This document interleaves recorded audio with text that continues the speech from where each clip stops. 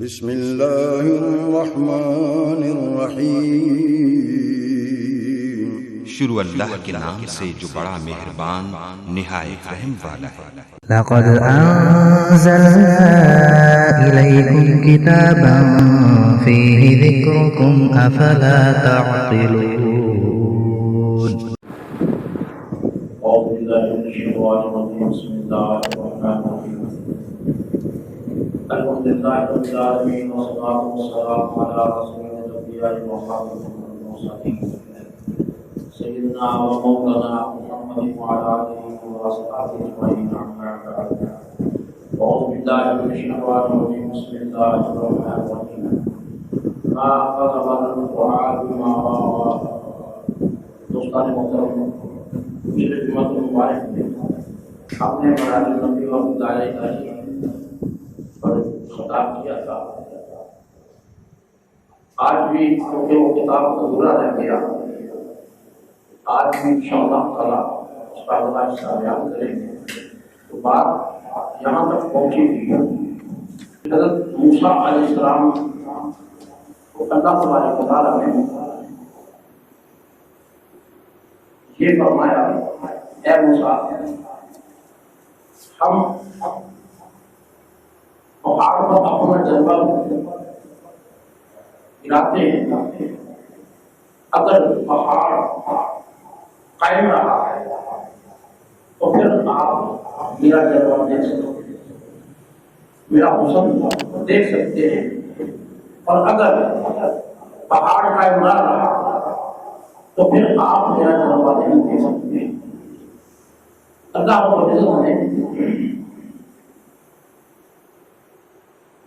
حضرت موسیٰ علیہ السلام کو مشروط بات کر دی، اس میں شرط قائم کر دی کہ اگر اے موسیٰ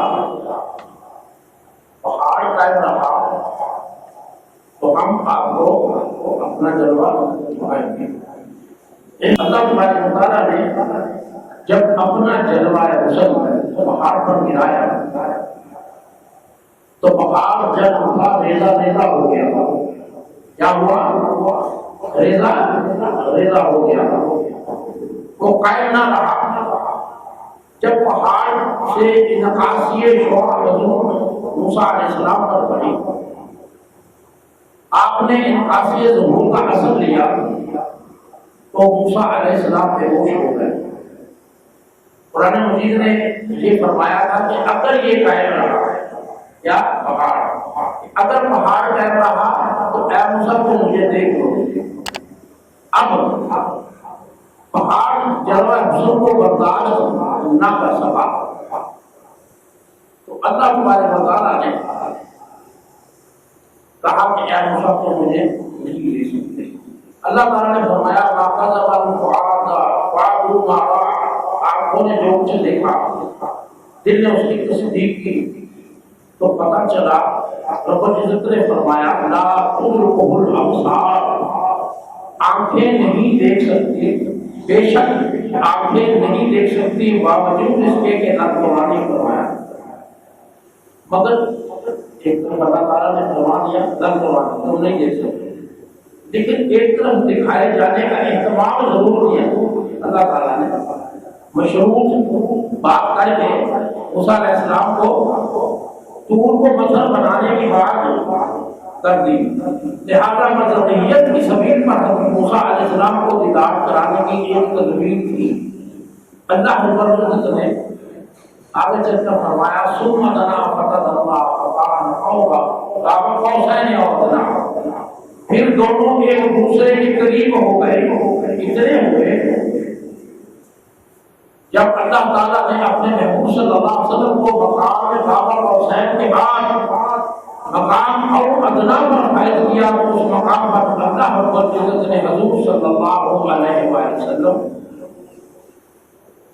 نے اللہ تعالیٰ سے دیدار چاہا، کیونکہ آنکھیں تو اس پیکر بشریت کی تھی، حضور پاک صلی اللہ علیہ وسلم کی آنکھیں تو پیکر بشریت کی تھی، لیکن دل حضور صلی اللہ علیہ وسلم کا عرش الہی سے بھی بلند و بالا تھا۔ اس مقام پر اللہ حضرت نے چاہا کہ دیدار سے نوازا جائے. کسے؟ حضور اکرم صلی اللہ علیہ وسلم. وہ پہلے ہم نے واقعہ کو بیان کیا، وہ اس لیے بیان کیا کہ آپ لوگوں کو سمجھ آتا ہے کہ معراج کا واقعہ کیا ہے اور کیسے ہوا. حضور صلی اللہ علیہ وسلم اللہ نے جب چاہا کہ میں اپنے محبوب کو اپنا دیدار کراؤں تو دوستان محترم موسیٰ علیہ السلام کے لیے جو اہتمام کیا تھا طور کو پتھر بنایا اور اپنا جلوہ اس پر ظاہر کیا اور موسیٰ علیہ السلام سے کہا کہ اے موسیٰ ایسے دیکھو، مگر یہاں پر سارا معاملہ برعکس ہے، الٹ ہے، سارا ہی کچھ قلب کے اندر ہی اندر کر دیا. فرمایا اے میرے محبوب تیرے دل کو اپنی جلوہ گاہ بناتے ہیں. کیا فرمایا؟ اے میرے محبوب صلی اللہ علیہ وسلم تیرے دل کو اپنی جلوہ گاہ بناتے ہیں. ان آنکھوں نے نظر اٹھائی مگر نور ایک حجاب تھا. فرمایا میری آنکھوں نے دیکھا جو ماں، یہ پہلے میں نے اس کا ترجمہ کیا مگر وہ تو نور ہی نور تھا. اس نور سے آگے کیسے دیکھتا؟ تو آنکھوں کے سامنے تو نور کا ایک حجاب تھا مگر قلب اطہر کے لیے کوئی حجاب نہیں تھا. تو حضور صلی اللہ علیہ وسلم کو قلب اطہر کو اللہ رب العزت نے اپنی جلوہ ذات کا ٹھکانہ بنا لیا اور وہ عمل جو صفاتی تجلی کے اعتبار سے طور پر جلوہ ذات بنا تھا اور جلوہ صفات تھا، اس لیے کہ انبیاء اللہ کے صفاتی مظہر ہوتے ہیں اور اولیاء کرام اللہ پاک کے اسمی مظہر ہوتے ہیں. ساری مخلوق افعالی مظہر ہے اللہ تعالیٰ کے ذات، جبکہ تطہار قائدار قائدات صلی اللہ علیہ وسلم اللہ کی ذات کے مظہر ہے. صفاتی تجلی کا مرکز طور کو بنایا. طور کو قلب مصطفیٰ سے کیا نسبت؟ یہاں اپنی جلوہ ذات کے لیے قلب محمدی صلی اللہ علیہ وسلم کو اللہ پاک نے اپنا مظہر بنایا. اب فرمایا اے میرے محبوب صلی اللہ علیہ وسلم ہم تیرے دل کو اپنی ذات کی جلوہ گاہ بناتے ہیں،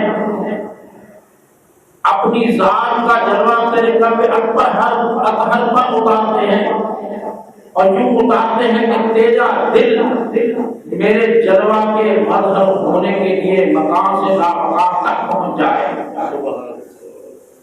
جیسے لامقام میری ذات کی جلوہ گاہ ہے، اسی طرح اے میرے محبوب صلی اللہ علیہ وسلم تیرا دل میری ذات کا جلوہ گاہ ہوگا. جیسے ہم نے موسیٰ علیہ السلام سے کہا تھا کہ جب ہم جلوہ اتاریں گے پہاڑ پر اور وہ برقرار رہا تو میرا مظہر بن جائے گا اور تم مجھے دیکھ لو گے محبوب صلی اللہ علیہ وسلم. اسی طرح ہم قلب اطہر میں اپنی ذات کا جلوہ اتارتے ہیں. اگر تیرا دل میری ذات کے جلوہ پر برقرار رہا، اس کی حالت بگڑی نہیں اور میرے جلوہ ذات کو اپنے اندر اس نے سمو لیا، اے محبوب صلی اللہ علیہ وسلم وہ آنکھیں جو میرا جلوہ براہ راست نہیں دیکھ سکتی وہ تیرے دل کو دیکھے گی تو پھر وہ میری ذات کو دیکھ لے گی، وہ مجھے دیکھ لے گی. کہنے والے یہی کہتے ہیں کہ آنکھیں براہ راست نہیں دیکھ سکتی تو محبوب کیا ہوا؟ اگر آنکھیں براہ راست میرے جلوہ ذات کو تک نہیں سکتی تو ہم اپنا جلوہ تیرے دل میں اتارتے ہیں، تیرے دل کو اپنی ذات کی جلوہ گاہ بناتے ہیں. اے محبوب صلی اللہ علیہ وسلم تیرے دل کو تیری آنکھیں دیکھیں گی، وہاں دل نظر نہیں آئے گا بلکہ میری ذات نظر آئے گی، کیونکہ تیرے دل میں بس میرا جلوہ ہی جلوہ ہوگا. پھر فرمایا ما ضاق البصر وما طغى، پھر آنکھ نہ بھٹکی نہ حد سے بڑی باقاعدہ تو آنکھوں نے دیکھا تو دل نے اس کی تصدیق کر دی. اس چیز کی تصدیق کی جو آنکھوں نے دیکھا کہ یہ جلوہ ذات خدا ہے، کیونکہ شاید لوگوں کو شبہ ہوتا کہ جو آنکھوں نے دیکھا وہ جلوہ ذات خدا کا تھا یا نہیں تھا، تو دل نے اس کی تصدیق کر دی. بس صرف یہ ہوا کہ تو جو ہے وہ اللہ کی ذات کا حسن جو ہے اس کو برداشت نہ کر سکا اور جل اٹھا. لیکن یہاں قلب مصطفیٰ صلی اللہ علیہ وسلم برداشت کر گئے. یہ برداشت بھی اللہ رب العزت نے عطا فرمائی.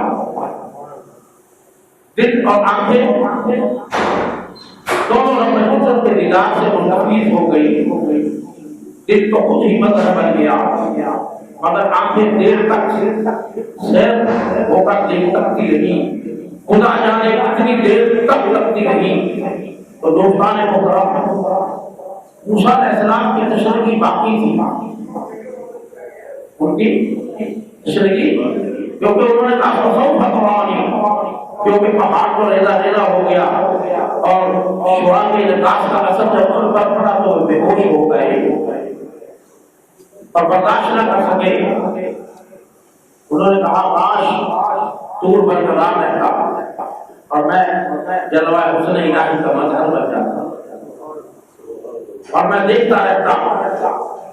اس لیے ان کی تشریح باقی رہ گئی. جب موسیٰ علیہ السلام کا ہوش برقرار ہوا، عرض کیا مولا میں اپنے سوال سے تو قائل ہوتا مگر آرزو کی تشریح باقی ہے. کیوں کہ توبہ کرتی بارگاہ الہی کا یہ ادب تھا، مگر وہ جو تھوڑی سی لذت، تھوڑی سی آشنائی انہوں نے چکھ لی، اس سے ان کے اندر آگ اور بھی بھڑک گئی کہ میں اپنے رب کو دیکھا. کیونکہ کسی بھی چیز کو جب تھوڑا سا چکھ لیا جائے اس کی آگ بڑھ جاتی ہے. تو اللہ رب العزت کی بارگاہ میں آپ نے عرض کیا کہ میری تشریح ابھی باقی ہے. جب تک کسی نے دیکھا نہ ہو، چکھا نہ ہو، آرزو کی وہ جو شدت ہوتی ہے وہ کم ہوتی ہے.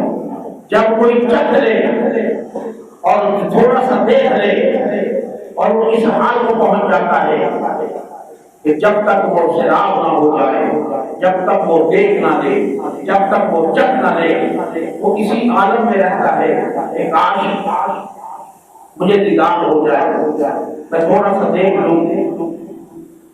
تو دوستان محترم، موسیٰ علیہ السلام انتظار میں تھے یہاں تک کہ شب معراج معراج آ گئی.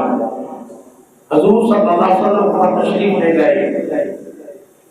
حضرت موسیٰ علیہ السلام نے عرض کیا مولا طور تو جلوہ گاہ نہیں بن سکا تھا، جل گیا. مولا وہ برقرار نہیں رہ سکا، لیکن تیرا محبوب تو برقرار ہے، تیرا محبوب تو برقرار ہے. فرمایا موسیٰ ہم اپنے محبوب صلی اللہ علیہ وسلم کو 50 نمازیں توبہ میں دیں گے. آپ راستے میں کھڑے ہو جائیں. آج تیری تشریح کو بجھا دیتے ہیں، آج تجھے سیراب کر دیتے ہیں. میرا محبوب صلی اللہ علیہ وسلم جب میرے پاس سے ہو کے پڑھے گا تو آپ پوچھنا یا رسول اللہ صلی اللہ علیہ وسلم آپ تحفہ میں کیا لے کے آئے؟ تو آپ میرا محبوب صلی اللہ علیہ وسلم فرمائیں گے کہ اے موسیٰ میں 50 نمازیں دیتا ہے. تو آپ ان سے عرض کیجئے کہ اے میرے رسول یہ آپ کی امت ہے وہ 50 نمازیں نہیں پڑھ سکتی. آپ اللہ کی بارگاہ میں دوبارہ جائیے، ان کو کام کراتا ہے. غرض کہ موسیٰ علیہ السلام نے 9 مرتبہ دعا کی تھی تو 9 مرتبہ آپ گئے، واپس آئے اور موسیٰ علیہ السلام وہاں سے دوبارہ وہ کہتے رہے کہ اور کم کریں اور کم کریں اور کم کریں، آخر 5 نمازیں رہے۔ تو جب موسیٰ علیہ السلام نے آقا صلی اللہ علیہ وسلم کو پھر کہا تو آپ نے کہا یار مجھے شرم آتی ہے، انشاءاللہ میری امت 5 نمازیں پڑھ لے۔ تو موسیٰ علیہ السلام نے صرف آقا صلی اللہ علیہ وسلم کا دیدار جب کیا تو اللہ تبارک و تعالیٰ نے اپنے محبوب صلی اللہ علیہ وسلم سے کہا کہ اے میرے محبوب، جو تمہیں دیکھے گا اس نے مجھے دیکھ لیا، جس نے تمہیں دیکھ لیا اس نے مجھے دیکھ لیا۔ اس طرح اللہ تبارک و تعالیٰ نے محبوب صلی اللہ علیہ وسلم کو دیکھ کر موسیٰ علیہ السلام نے رب کو دیکھا اور اپنی تشریح کو دور کیا اور خرابی ہو گئی۔ اور حضور اگر برقرار رہتا تو چند لمحوں کے لیے برقرار رہتا، لیکن اللہ تعالیٰ نے آقا صلی اللہ علیہ وسلم کے دل کو اپنی جرگاہ بنا کر عمر بھر کے لیے جرگاہ بنا دیا، اور آج تک آقا صلی اللہ علیہ وسلم ذات الہی کے جرگاہ۔ میرے دوستوں، امید ہے آپ کو سمجھ آئی ہوگی، انشاءاللہ ختم ہوا۔